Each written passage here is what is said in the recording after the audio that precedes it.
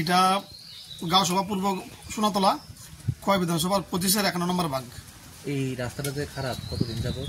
এটা দীর্ঘদিন যাবত এই রাস্তাটা খারাপ। কত কিলোমিটার রাস্তাটা? আর রাস্তাটা 3 কিলোমিটার। কতজন মানুষের বসবাস এই অঞ্চলে? 69 ফ্যামিলির বসবাস। এখন কি চেয়েছেন আপনারা? তো আমরা দীর্ঘদিনের দাবি রাস্তাটা একটু উন্নত হোক, ফিজের রাস্তা হোক। বলে কি তা হইতাছে তো ঠিক জানি না, আমরা তো দাবি কন্টিনিউ করে দিতেছি, আমরা তো কোনো খবর পাইতাছি না কি হইতাছে।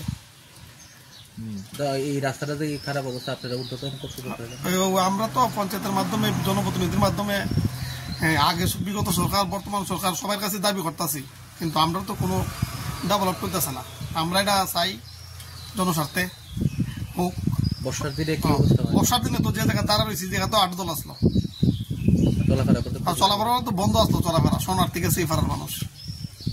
যানবাহনের খুব অসুবিধা, যানবাহন তো ঢুকার যায় না, রাস্তার মধ্যে রাখতে হয় যানবাহন।